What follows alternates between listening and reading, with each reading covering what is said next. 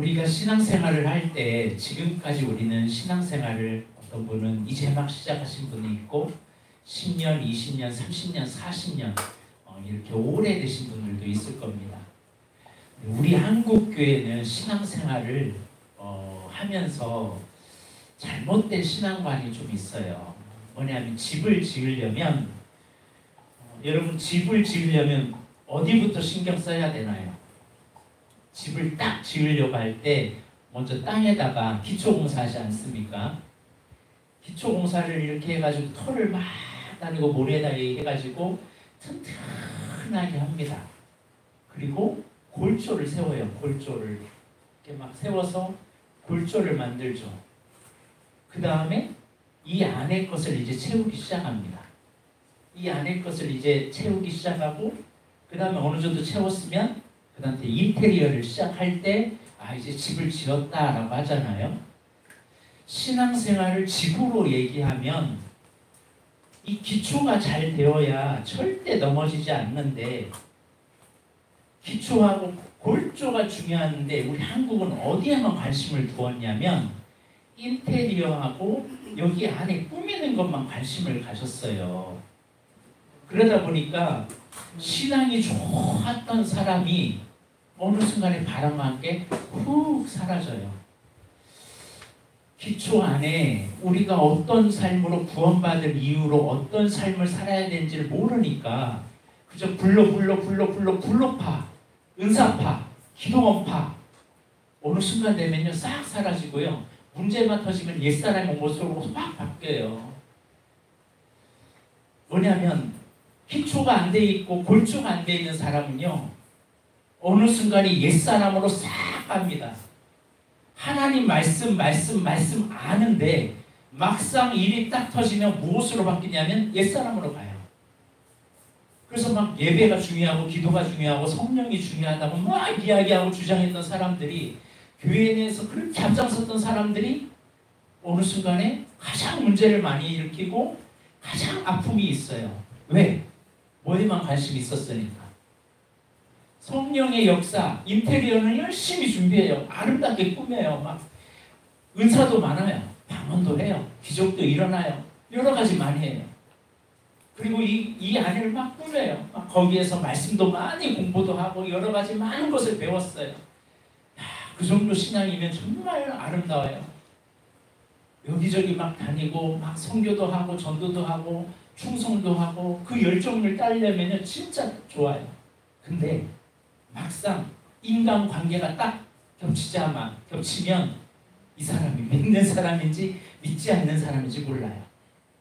제가 왜 이런 말을 하냐면 저희 가정사를 좀 이야기를 꺼내야 되겠어요. 저희 어머님이요 기도파였어요. 기도파 은사파였어요. 은사파. 근데 저희 아버지는 그때 안 믿었거든요. 그러니까 아버지는 안 믿고 어머니만 교회만 다니고 있는 실정이었어요. 교회 다니는 어머니를 아버님이 어떻게 했을까요? 가만히 놔뒀을까요? 잘 다니라고 했을까요? 어떻게 했을까요? 박해를 했어요. 그러면 갔다 오면 이 마귀야 하면서 막 싸우는 거예요. 서로 막 싸워요. 이 기초가 안 돼 있고 이 골조가 안 된 상태에서 부딪히니까요. 이게 안 맞아요. 진짜 신앙이 뭐냐 하면 그런 분 앞에 나를 내려놓고 자기를 부인하고 오히려 믿지 않는 사람을 더 잘 섬기고 더 하나님이 어떤 분인지를 이분에게 더 보여주셨으면 됐는데 그걸 안 한 거예요. 근데 어느 날 어머님이 기도원에 갔다가 한 목사님한테 상담을 받은 거예요. 집회를 차내는데 우리 남편이 믿지 않는다고 맨날 박해한다고. 그 기도원에 있었던 그 강사 목사님이 그런 말을 하는 거예요. 남편을 주님 대하여 섬기십시오. 그 다음부터는요. 내가 아무리 뛰어나도 내가 제대로 우리 가정에서부터 가정에 내가 예수를 드러내지 않으면 내 신앙 헛헛이구나. 그러고 나서 가정에서 복음이 이제 다시 시작됐어요. 어머님이 다시 가정에서 믿음으로 처음부터 출발하기 시작했어요. 그러면서 일어났어요. 우리 한국은요, 1번, 2번은 관심이 별로 없어요. 내면의 문제 관심 별로 없어요. 내 안에 시기심이 일어나고 질투심이 일어나고 부정적인 생각이 일어나고 이런 거에 별로 관심이 없어요. 어디에 관심을 많이 둬요, 우리 한국은? 요거 이 화려하게 막 꾸며놓는 좋은 백, 좋은 명성, 좋은 은사, 좋은 분위기, 좋은 성령의 집회 이런 거는 막 열광을 해요. 그게 없으면 은혜가 없다는 거예요. 이런 삶으로 살아가는 사람들이 우리 한국에 거의 90년대에 이런 일들이 많이 일어났어요. 80년대, 90년대. 그렇게 뛰어나다고 했던 예언자들, 그렇게 뛰어났던 하나님을 위해서 산다는 사람 지금 어디 있나요? 바람과 함께 다 사라졌어요. 본질이 드러나는 순간부터 다 무너져요. 코로나가 바로 그런 것을 보여주고 있는 거예요. 본질을 놓쳐버리면 예수님께서 그런 말씀을 하셨잖아요. 마태복음 7장에 내 말을 듣고 그대로 행하는 자는 지혜로운 자와 같다. 그 집이 바로 반석의 집을 지은 자다. 그러니까 반석의 집을 지으면 아무리 어려움이 오고 풍랑이 와도 무너져요? 무너지지 않아요? 무너지지 않아요. 왜? 기초가 아주 단단하니까. 흔들리지 않으니까. 그런데 모래 위에 지은 사람은 이 기초에는 별로 관심이 없어. 이 골짜기에도 관심이 없어. 어디에만 관심이 있냐면 이 가건물로 만들어가지고 화려하게 꾸민 집들 있잖아요. 근데 예전에 막 풍랑이 일어나고 그럴 때 그 집들 다 무너지잖아요. 큰 폭풍 한 번 만나니까 다 날아가더라. 근데 그런 사람들이 한두 명이 아니에요. 옛날에 했던 이적들, 기적들, 막 신앙생활들 이야기하라고 하면요. 한도 끝도 없이 막 나와요. 간질거리 너무 많아요. 근데 뭐가 없다. 기초가 없는 사람들, 이 골격으로 하나님의 말씀으로 든든하게 서 있지 않고 있는 사람들은 어느 순간에 다 무너져요. 출애굽기가 무엇이냐? 오늘 우리가 하나님의 구원 경영을 배울 건데 구원도 경영해야 돼요.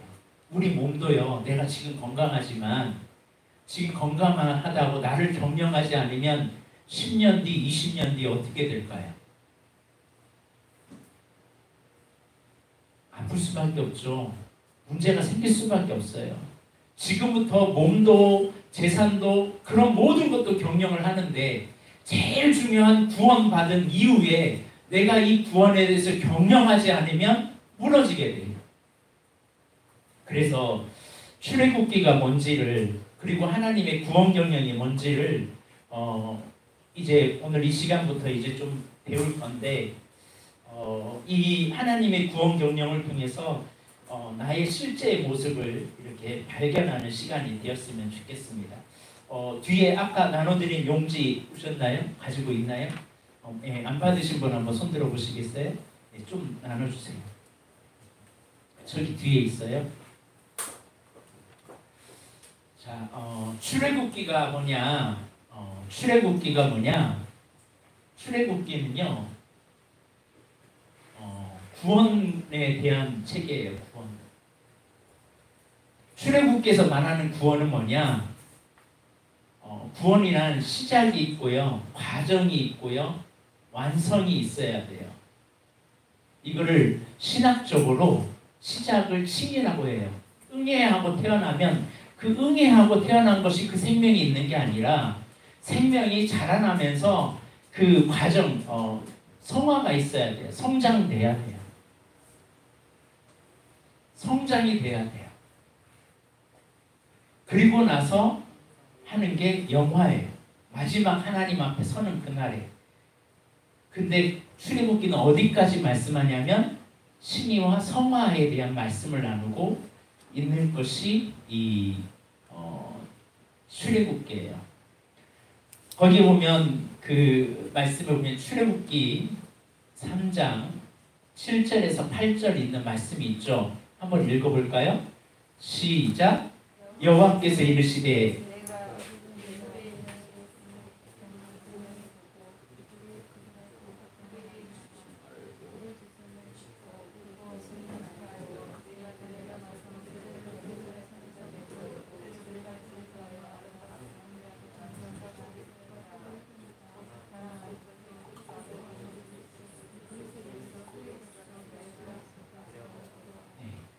여호와께서 이르시되 내가 애굽에 있는 내가 애굽에 있는 내가 애굽에 있는 내 백성의 무엇을 보고요? 고통을 보고 그 근심을 알고 그들의 문제를 보고 듣고 알고 계셨대요. 출애굽기 1장과 2장은 무슨 내용이 있냐면 이들의 상황을 내 백성들의 고통을 분명히 보고 그들의 근심을 보고 듣고 알고 있다는 거예요.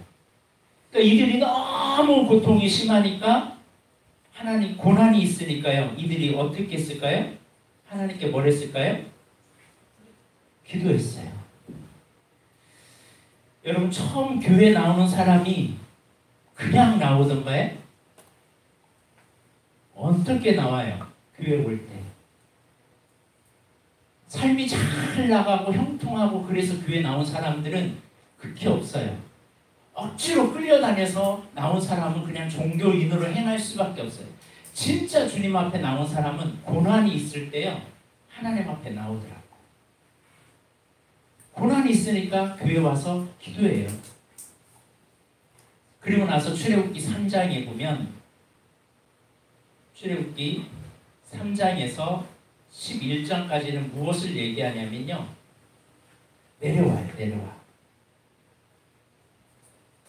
내려와서 기도하니까 하나님이 직접 내려오지 않아요. 기도하니까 하나님이 응답을 주시는데 은혜를 주시는데 그 은혜를 누구를 통해서 주시냐면 모세라는 사람, 영적 지도자를 통해서 은혜를 받아요. 그래서 이 은혜는 처음 교회에 나오면 사람을 통해서 은혜를 받아요. 여러분이 교회에서 신앙생활을 할 때 잘 보세요. 하나님이 직접 여러분을 만나주는 것보다는 내가 힘들어서 교회에 왔는데 교회에 있는 목사님이 아니면 교회에 있는 권사님이 내 주변에 있는 사람들이 은혜를 줘요. 섬겨주고 도와주고 이렇게 기도하라고 이렇게 하라고 사람을 통해서 그대로 행했더니 은혜를 경험해요. 맞나요? 틀리나요? 이스라엘 백성들도 하나님이 직접 이스라엘을 구원하지 않아요. 누구를 통해서 구원하냐면 모세가 준비될 때까지 기다리세요. 그러니까 사람이 준비될 때까지 기다리다가 그때 준비되면 그 모세를 통해서 은혜를 주시고 그때 구원을 해주신다는 거죠. 그러니까 신앙이 성장할 때 어떤 사람이 성장하냐? 이때 하나님 앞에 기도하고 나서 은혜를 경험하는 것은 이 은혜는 처음에 누구를 만나느냐가 중요해요. 목회자 처음에 잘못 만나면요 계속 은혜를 못 만나요. 못 경험해요. 은혜를 못 경험하니까 신앙생활이 계속 어려워요. 근데 교회 와가지고 목사님 말씀대로 그대로 하다 보면 어느 순간에 막 은혜가 와요. 새벽기도 나오라고 하는데 갑자기 새벽기도 말씀에 순종했더니 새벽에 이 은혜가 있구나 하고서 은혜를 하니까 계속 새벽에 찾게 돼요. 말씀을 통해서 성경 공부를 통해서 사람을 통해서 하나님이 은혜를 내려준다는 사실이죠. 자, 그러면 은혜를 경험했어요. 그래서 처음 교회 오면요 이때 대부분의 사람들이 모든 것을 다 경험합니다. 은사도 경험하고요. 또 여러 가지 신비적인 방언도 하고 성령 체험도 하고 여러 가지를 해요. 근데 이때 우리 한국은 여기까지를 너무 잘해요. 여기까지 자라왔어요. 그래서 모세를 통해서 막 10가지 재앙을 이기는 그런 경험도 했어요. 근데 그게 최고인 줄 알았어요. 근데 그게 최고가 아니에요. 그거는 내게 주었던 은사 하나님을 만났다, 하나님을 경험했다. 그거는 내가 너와 함께 한다는 증거예요. 이제 내가 너의 하나님이라는 거 알겠지. 이제 내가 너를 지켜주는 거 알겠지. 그렇다면 너 이제 나를 위해 사용하자. 그 뜻인데 사람들은 무엇으로 생각하냐면 야! 내가 이제 이 정도 믿음 됐으니까 나보다 못하는 것들 그러고서 막 자기가 최고가 된 것처럼 여겨요. 아니에요. 경험을 했으면 이제부터는 무엇을 해야 되냐면 12장으로 가야 돼요. 12장. 12장에 뭐예요? 하나님이 구원을 경험해요. 구원을. 건져내고. 어디에서 애굽에서 이제 구원해 주잖아요. 구원은요, 내 능력이 아니에요. 여기에서는 그냥 모세가 하라는 대로만 했는데 은혜를 경험했어요. 처음에는 몰랐어요. 그냥 집에만 있으라면 집에만 있으면 안전했고, 모세가 하라는 대로 하니까 은혜라는 은혜를 다 경험했어요. 그런데 여기서부터는요, 이제 하나님의 말씀이 있어요. 구원은 뭘로 돼요? 6월절에 어린 양의 피로 돼요. 내 능력이 아니에요. 어린 양의 피를 발라야 돼요. 그리고 어린 양의 피를 바를 때 그냥 내 식대로 바르는 게 아니라 하나님이 명하신 대로 잡아야 되고, 피를 발라야 되고, 피를 발라도 문설주와 자국 임방에 발라야 되고, 어떻게 발라야 되는지, 어떻게 먹어야 되는지 그 부분이 12장에 자세히 얘기해줘요. 구원받으면 이제부터는 우리는 말씀대로 살아가야 할 사람이에요. 근데 구원받았다고 하는데, 예수님을 믿는다고 하는데, 피를 바르는데 내가 필요할 때만 피를 발라. 그리고 주님을 믿는다고 하는데 이 피대로 하지 않고, 말씀의 언약대로 하지 않고 내 마음대로 해요. 피의 언약을 저버리면 손해는 누가 다 봐요? 내가 다 봐요. 그러니까 내가 구원을 받을 이후에 하나님이 말씀하신 예수 그리스도께서 담겨져 있는 모든 죄의 문제 해결함은 누구에게 있어요? 막 내가 고행해서 죄의 문제 해결할 수 있어요? 내가 막 열심히 막 몇 번 작정기도 해서 이 피해 문제 해결할 수 있어요? 아니에요. 근데 사람들이 참 특이한 게, 이때는 사람의 말을 잘 들어요. 그런데 이때가 딱 넘어가고, 야, 나 이런 10가지 기억 경험했네. 그리고 내가 이제 주인 노릇 하려고 하는 거예요. 그래서 이제 피를 바르고 나서 하나님이 이끌어가는 것이 뭐냐? 13장부터 24장까지 인도하세요. 어디로 인도하냐면 광야로 인도하세요. 광야로 인도하는데, 인도하는 것이 세 군데예요. 첫째는 홍해로 인도하시고요. 두 번째는 광야로 인도하시고, 세 번째는 시내산으로 인도하세요. 인도하시죠. 인도하세요. 하나님의 말씀대로 갔는데, 하나님대로, 하나님의 뜻대로 내가 이제 하나님 나를 구원하시고 예수의 피를 의지하겠다고 했는데, 하나님이 의도적으로 우리를 어디로 몰고 가냐면 홍해로 몰고 가요. 이게 13장과 14장의 내용이에요. 말씀대로 살려가는데 일이 꼬여요. 하나님이 의도적으로 우리를 이끌어가는 데가 어디냐? 홍해예요. 이 홍해가 뭐냐면 세례라는 곳이에요. 세례는 뭐냐면 자기 부인이에요. 자기 부인. 자기 부인의 반대가 뭘까요? 자기 주장이잖아요. 그러니까 여기 있는 사람은 무엇만 가는 줄 아냐면 자기 주장이 엄청 넘쳐요. 그런데 한번 제대로 홍해를 경험하면요, 자기 주장 없어요. 내 뜻대로 안 된다라고 그러거든요. 이 세례가 뭐냐면, 세례를 누구의 이름으로 세례를 받아요? 성부와 성자와 성령의 이름으로 세례를 주노라 그러잖아요. 세례가 뭐냐? 처음에는 성부와, 즉 으뜸을 하나님께 드리겠다는 거예요. 성부 하나님이 나의 최고의 으뜸입니다.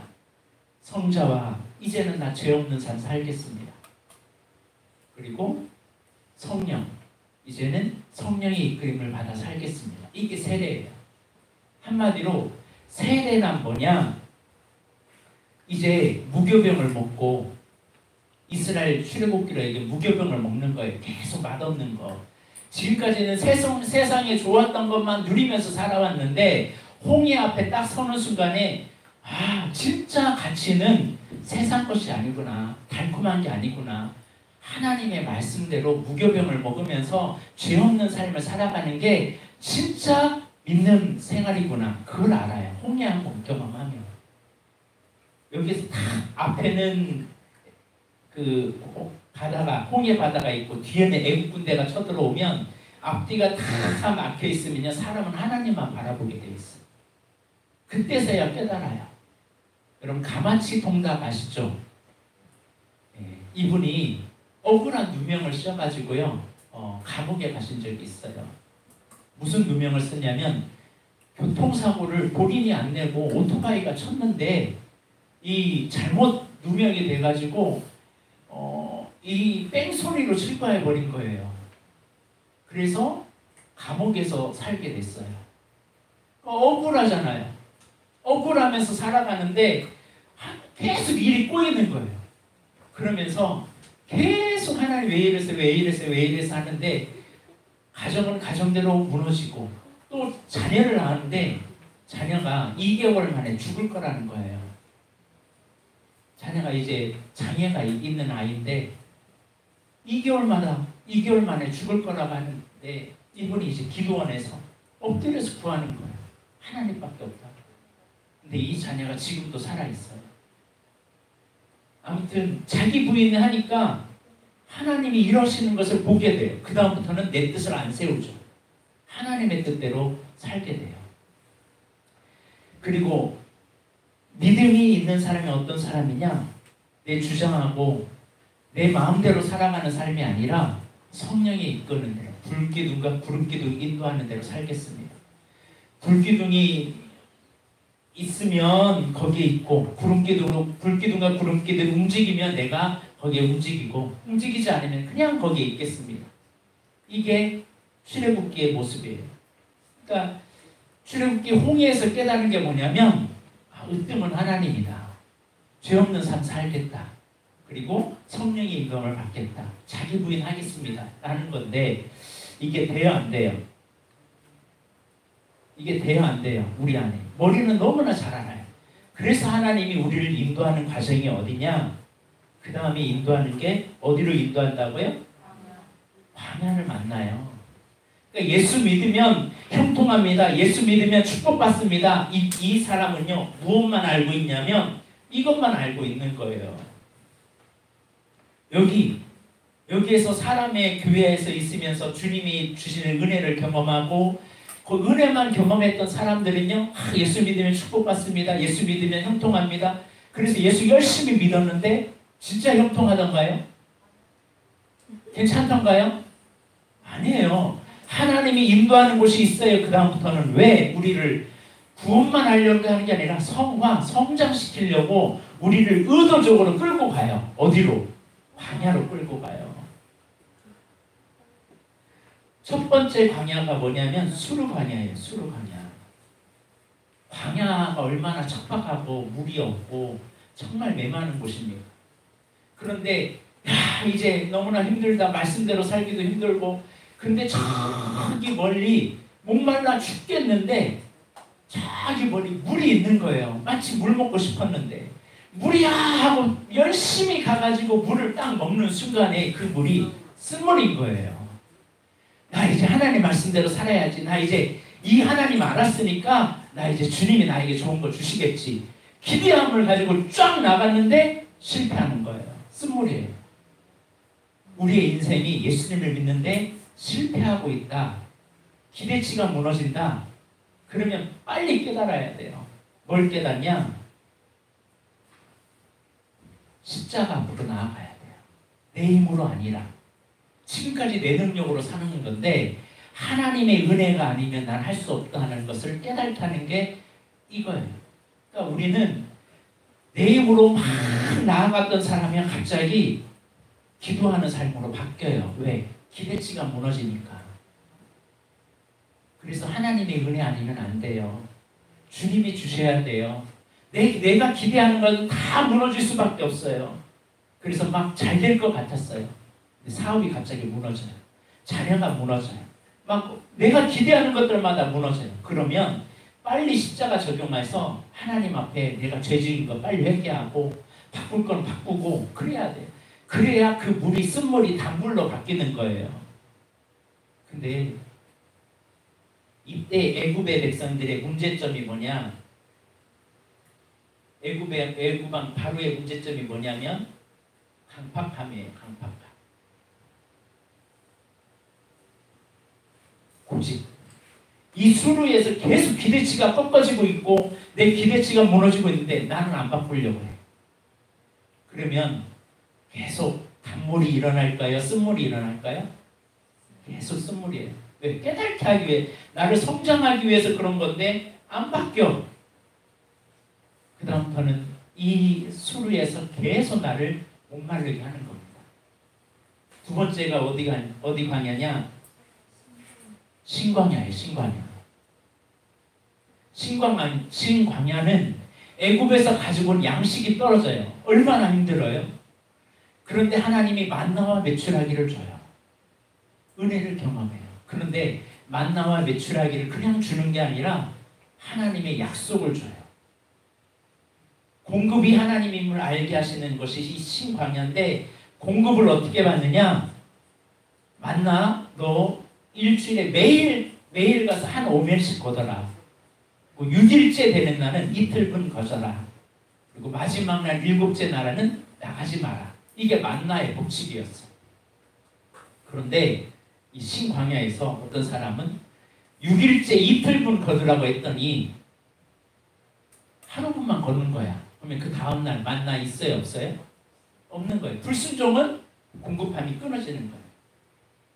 또 7일째 나가지 말라고 하니까 열심히 나가가지고 막 만나 찾으려고 하는데 만나가 없는 거예요. 또 어떤 사람은 한 5면씩 거들어가는데 아이 좋겠다. 이번에는 내가 그냥 한 번에 많이 거둬야지 하고 많이 거뒀는데 그게 다 썩어버리는 거예요. 그걸 깨닫게 하시는 게 이 만나 사건이에요. 한마디로 신광야에서 말씀대로 살아가도록, 하나님이 우리의 공급자임을 알도록, 하나님을 으뜸으로 여기도록 공급하는 게 이 신광야였어요. 근데 이게 쉬워요, 어려워요? 자꾸 내 생각이 먼저거든요. 자꾸 내 방법으로 하려고 하거든요. 그걸 깨트리는 것이 신광야였어요. 세 번째 광야는 느비딤이에요. 느비딤을 만나요. 느비딤을 만나는데 갑자기 공허해요. 그리고 목이 말라요. 근데 반석을 쳐서 물이 나오게 하래요. 우리가요, 신앙생활 할 때 이 단계에 걸린 사람이 참 많습니다. 여기에서는요, 교회 처음 나온 사람은요, 가만히만 있으면 은혜 받아요. 잘해줘요. 진짜 잘해줘요. 교회 사람들이, 목사님이 너무 좋아요. 그래서 처음 교회 오는 새 가족들은요, 이 교회 너무 좋다. 이처럼 좋은 교회 없다고 그래요. 근데 점점 가다가 여기서 뭐 하냐면 기대하는 것들이 꺾어지네요. 갑자기 내 공급이 끊어지네요. 그렇게 은혜로웠던 교회에서 예배도 드리고 기도도 하고, 목사님 예배만 드리면요 엄청 저에게 그렇게 똑같은 말씀을 주신지 모르겠어요. 그랬던 말했던 사람이요, 느비디 광야에 딱 머무는 순간에 공허해요. 갑자기 은혜가 안 돼. 말씀도 안 들어와. 갑자기 메말라. 그럴 때 이 느비딤에서 해결하는 것은 반석을 쳐서 성령을 구해야 돼요. 지금까지는 목자가 다 주고 알아서 다 했지만 이제는 반석을 쳐야 돼요. 하나님 하면서 주님을 향하여 나아가야 되는데, 이 공허함을 그냥 사람 탓으로 하고 환경 탓을 해요. 그러니까 이때 사람들이 어디로 가냐? 에이 몰라, 나 교회 아니어도 돼. 그래서 멀리 등산 가. 그리고 멀리 다른 데 가. 그래서 이 광야가 길어진 사람 수도 없이 많아요. 한마디로 수르광야, 신광야, 느비딤은요 세례하고 연결되어 있어요. 수르광야는 예수님, 성자 예수님, 신광야는 성부 하나님, 느비딤은 성령 하나님. 그러니까 이 성령 하나님과도 동행해야 되는데 자기 부인이 안 되는 거예요. 끝까지 자기 주장하는 거예요. 광야에서 그래서 자기 주장한 일대 이스라엘 백성들이 광야에서 몇십 년 걸렸어요? 40년. 그리고 거기서 그냥 죽더라고요. 하나님의 뜻을 알아요. 알면서도 그래요. 근데 여호수아는 그게 아니라 이게 잘 되니까요. 전쟁을 앞두고 할례를 행하라고 하는데도 할례를 행해요. 전쟁을 앞두고 여리고성이 있는데 거기서 그냥 하나님 말씀대로 살라고 그 성만 보려고 하고 아무 말 하지 말라고 하는데 그대로 행해요. 그래서 여리고성을 점령하려 해요. 이걸 알아요. 근데 광야를 통과하지 못한 사람들, 믿음이 성장하지 못한 사람들이 뭐냐? 여기에서 대부분 쓰러져요. 그리고 같은 이 행동을 반복해요.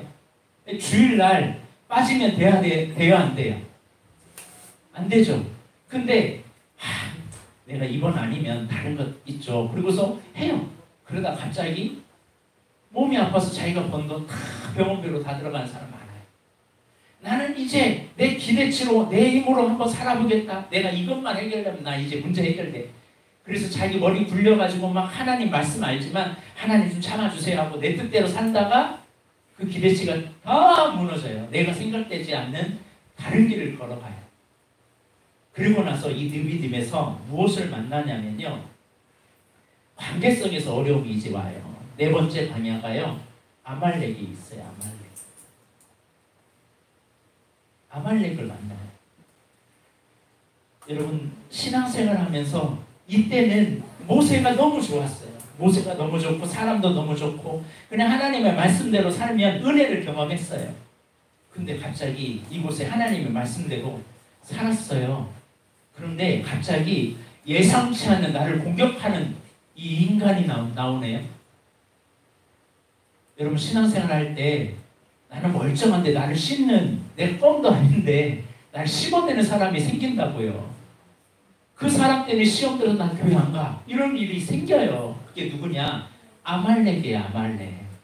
아말렉이 왜 생기냐? 너 지금까지 너 혼자 살았잖아. 아말렉이 생긴 것은 이제 너 기도의 동력자 찾고 너와 함께 할 수 있는 믿음의 동력자와 함께 가야 돼. 신앙생활은 너 혼자 하는 게 아니야. 너 혼자 하면 너는 죽어. 모세처럼 아론과 훌이 붙잡아서 기도해줘야 되고 여호수아처럼 싸워야 할 사람도 있어야 돼요. 근데 신앙생활을 혼자만 하고 있으니까 아말렉이 나타나는 순간에 꼬꾸라지는 거예요. 다. 다섯 번째가 뭐냐? 지도자에 대한 원망이에요. 그렇게 모세가 좋았는데 모세가 하는 꼬락질을 보니까 아니 우리가 이런 모세를 믿고 따라왔단 말인가? 실망이 되는 거예요. 여러분 이때는 목사님 하다가 갑자기 신앙이 이렇게 됐다가 갑자기 목사님 왜 저래?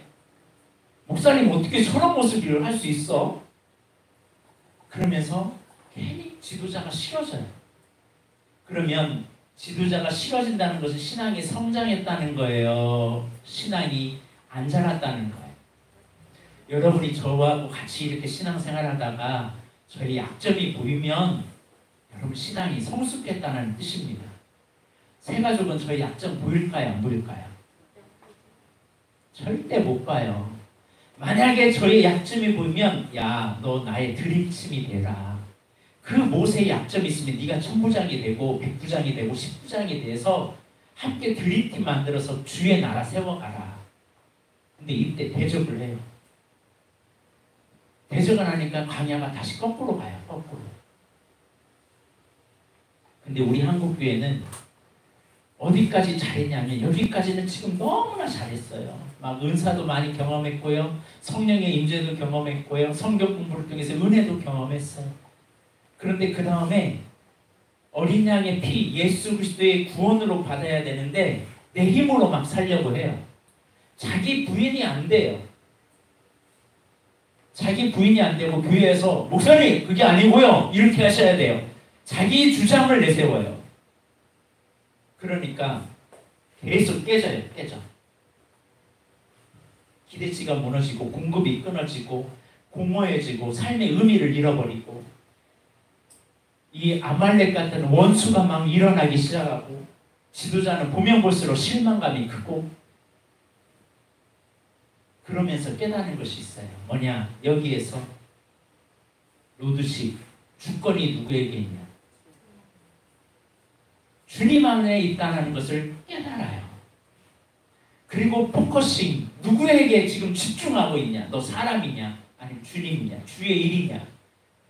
근데 어느 순간에 여기 있는 사람들은 사실은 이런 것은 관심이 없어요. 그냥 은사, 은혜 이것만 관심이 있어요. 그러니까 이걸 경험한 로드십이 되고 포커싱이 된 사람은 그 다음부터는 아는 게 뭐냐면 말씀이 맞아. 말씀대로 살아야 돼. 하나님이 말씀하신 이 십계명의 말씀을 지켜야 되고 하나님의 철학, 하나님의 가치관을 붙들어야 우리가 살아가. 그게 진정한 신앙이냐 라는 것을 알게 되는 게 이 신의 산이에요. 하나님 왜 이렇게 광야를 주냐? 데려가려 하노라. 데려가려 하노라가 25장부터 사실은 40장까지 있어요. 40장까지. 어디로 데려가려고 하는 줄 아십니까? 25장에 40장에 무슨 얘기가 나오냐면 성막 이야기가 나와요.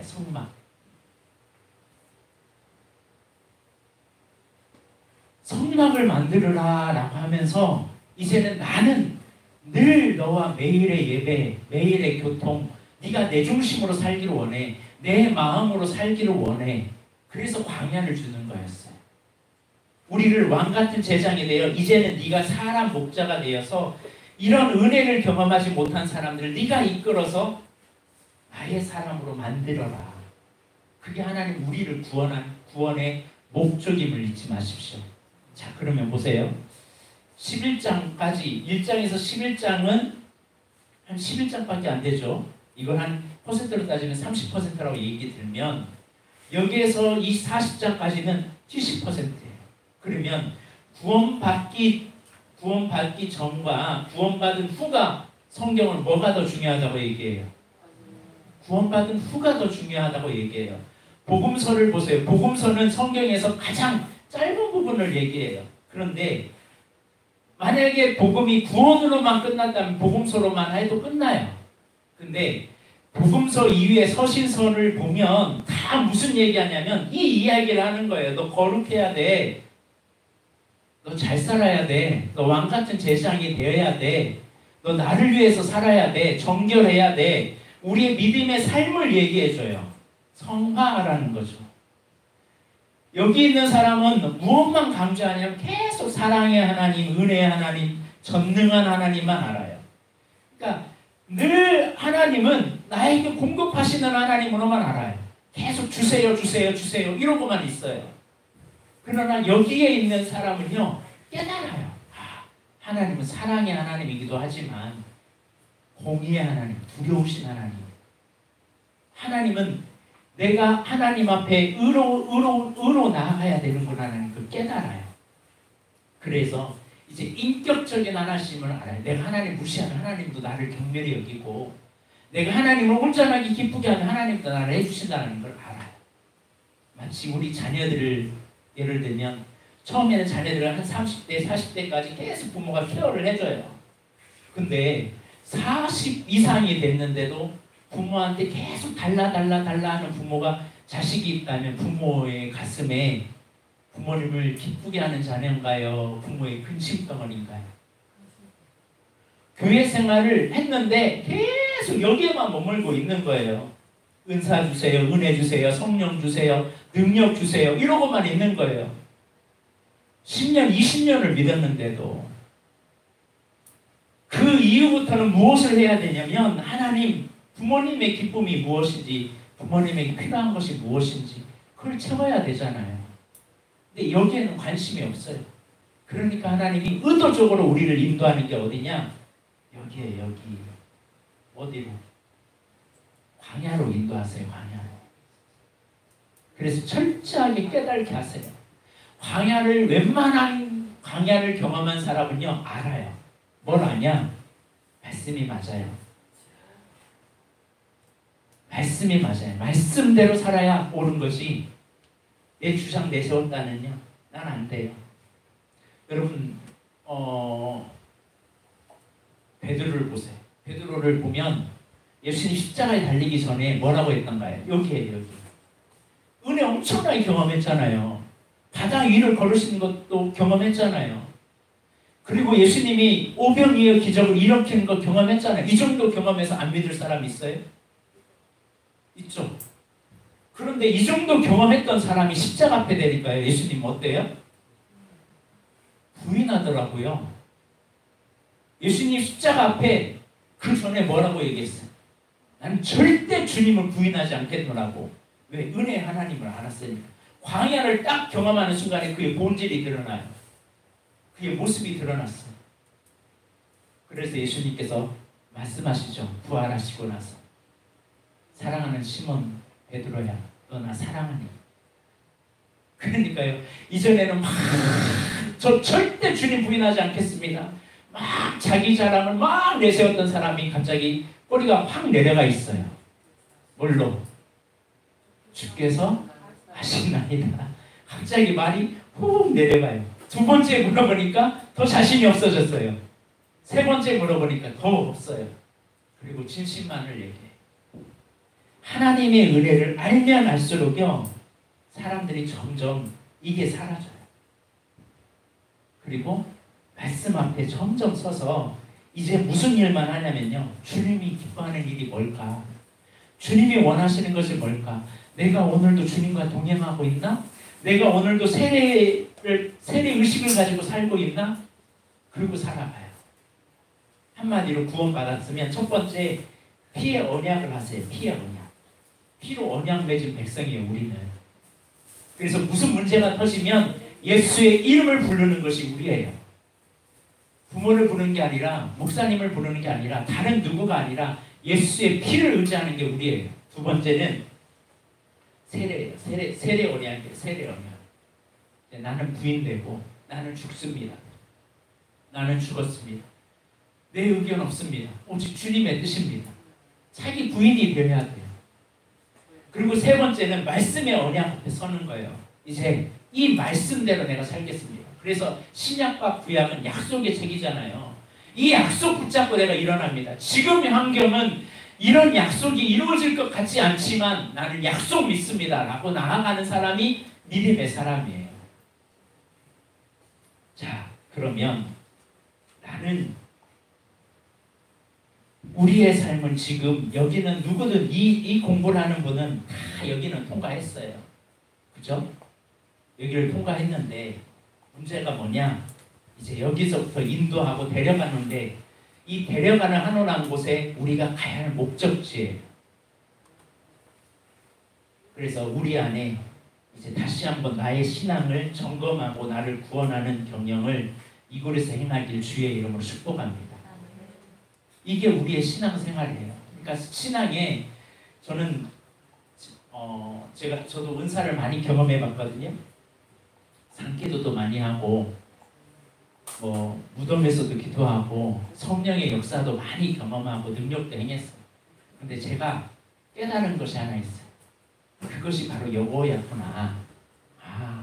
하나님 앞에 내가 순종하도록 나에게 보여준 사인이었구나. 근데 내가 안 깨지더라고요. 그러니까 교통사고 나가지고 손 절단해야 됐고요. 그리고 나서 내가 행복하게 만들더라고요. 철저하게 행복하게 만들어서 네 힘으로 아니야. 내 힘으로 하지. 내 능력으로 하지. 네 능력으로 하는 게 아니야. 네 인생 내가 책임질 거야. 네가 뭘 잘하려고 애쓰지 마. 나에게 맡겨. 그럴 때 우리는 이 길을 걸어갈 수가 있어요. 자, 그렇다면 나로 돌아와 봅시다.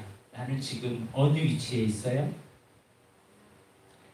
피의 언약을 하고 계십니까? 세례 언약 하고 계세요? 자기 부인 되고 있어요? 예수 믿는 사람들 중에 자기 부인 안 된 사람 너무나 많아요. 믿음 좋다고 하는데 자기 부인이 안 돼. 심지어 어떤 이득권 앞에 자기를 죽이질 않아. 내 주장을 내세워요. 계속. 하나님이 원하는 것은 다른 사람 앞에서 나를 낮추는 거예요. 다른 사람이 더 신앙 좋다 나쁘다 이걸 내세우는 사람은요 고린도 교회하고 똑같아요. 최고의 은사가 무슨 은사예요? 사랑의 은사예요. 근데 믿음 좋다는 사람이 은사 좋다라고 막 자랑하는데 사랑이 없어. 그러면 사랑이 없는 사람을 뭐라고 성경은 표현하냐면 산은 옮길만한 너 믿음 있냐? 너 예언도 많이 하냐? 그러면 너에 있는 그 모든 것들은 시끄러운 소리밖에 되지 않는다. 네가 천천히 만만의 소리를 할지라도 사랑이 없으면 아무것도 안 된다. 부인돼야 돼요. 절대. 그래서 우리 교인들은 철저하게 부인되길 바랍니다.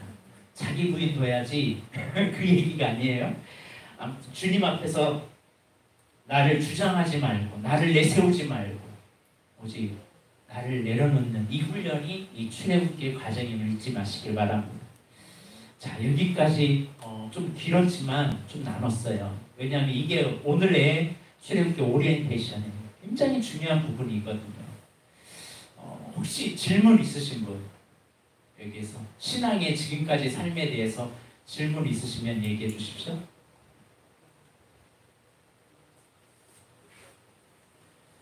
그래서 많은 분들이 교회에 처음 올 때 뭐들로 와요? 고난 때문에 와요. 어려움이 오면요, 사람은 기도할 수밖에 없고 기도하니까 은혜를 경험해요. 근데 이 은혜는 기도를 그냥 해서 하는 게 아니라 사람을 통해서 응답을 경험하기도 하고요, 하나님의 말씀을 그 사람을 통해서 말씀해 주기도 해요. 그런데 그 이후부터는 하나님의 구원을 경험했으면 그 다음부터는 그 구원의 행위가 아니라 오직 예수 그리스도의 은혜임을 잊지 마세요. 그리고 나서 세례, 자기 부인이 되어야 되고, 광야를 지나서 말씀, 이 광야는요 계속 있어요. 한 번만 이루어지는 게 아니에요. 기대치를 한 번 꺾어지는 게 아니라 꺾으면 꺾을수록 깨닫는 것이 있어요. 말씀이 뭐라, 말씀대로 살아야 돼요. 이걸 하기 위해서 그런 거예요. 공급? 하나님의 말씀이 맞아. 공급자는 하나님이야. 이걸 계속 반복시키는 거예요. 한 번 하지 않아요. 드라이한 것도, 내 인생이 의미 없는 산도 내 안에 성령이 없구나, 성령으로 채워야 되겠구나, 그걸 한 번은 하지 않아요. 이게 신앙은요 이렇게 돼요. 이런 그래프를 펴요. 정말 하나님 위해서 살겠다고 했던 사람이 갑자기 어느 날 아말렉을 만나거나 어떤 광야를 통해 뚝 떨어져요. 그러다가 어떤 계기가 돼서 또 올라가요. 이렇게 쭉 올라가는 사람 아무도 없습니다. 하나님 급조해서 사용하는 사람은 이렇게 올라가다가 갑자기 훅 떨어지는 사람도 있지만, 그러나 우리는 급조해서 하는 사람이 아니라 일방적인 것은 이런 과정을 통해서 하지만 점점 성화돼요. 결론은 하나님이 원하는 것은 말씀이다. 데려가려고 어디로? 왕같은 제사장이 되어라. 거룩한 나라가 되어라. 그의 소유한 백성이 되어라. 너의 착한 행실을 통하여 하나님 앞에 영광 돌리는 삶을 살아라. 그게 우리에게 요구하신 성막이에요. 이 성막문 나중에 공부할 때 할 겁니다. 자, 이해되셨죠? 신앙의 노선이 좀 이해가 되셨나요? 그래서 이 부분을 여러분이 이제 계속 공부할 겁니다. 교재는 우리 한번 보시겠습니다. 교재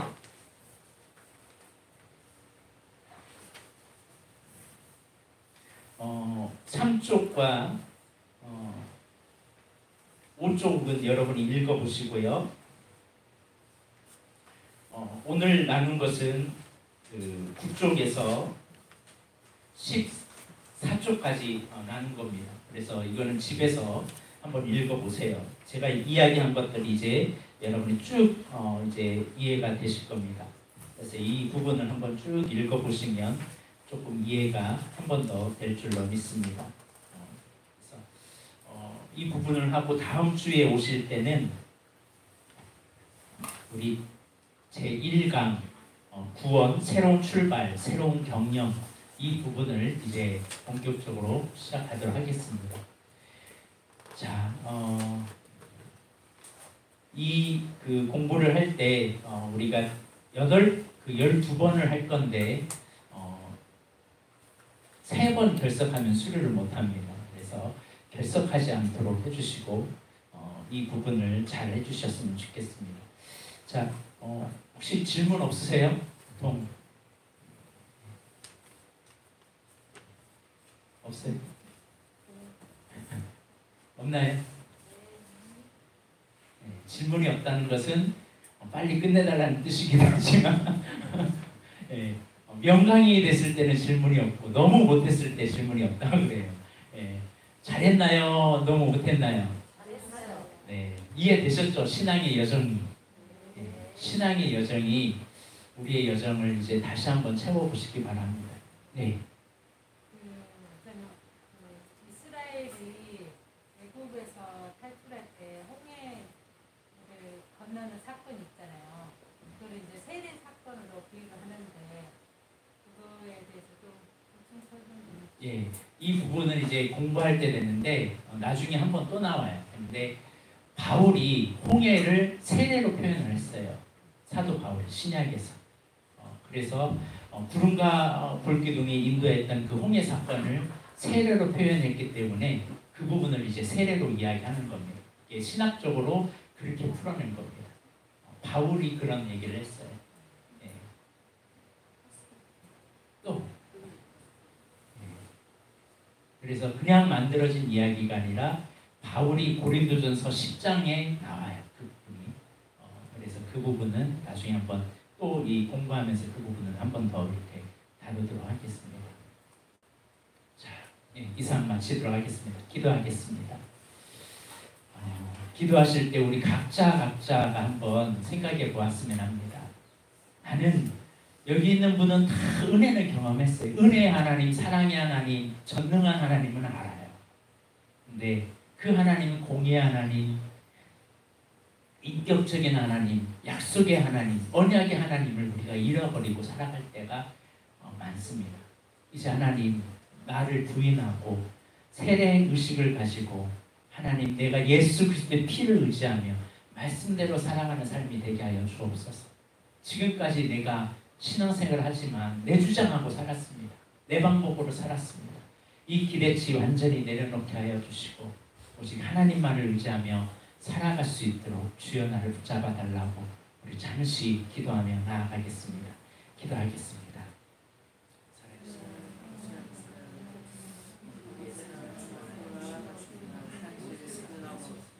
구원받은 이 나의 영혼의 때를 준비하지 않고 살았습니다.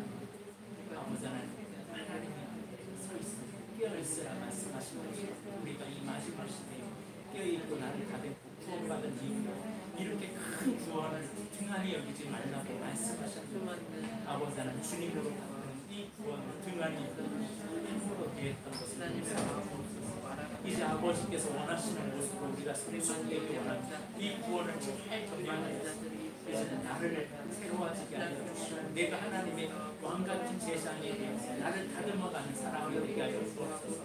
버림받을 수밖에 없고 멸망당할 수밖에 없는 우리 하나님의 자녀가 되게 하시는 아버지 하나님, 이제는 주님의 자녀다운 모습으로 우리가 성숙되게 하여 주시고 성장하는 믿음의 자녀가 되게 하여 주시옵소서.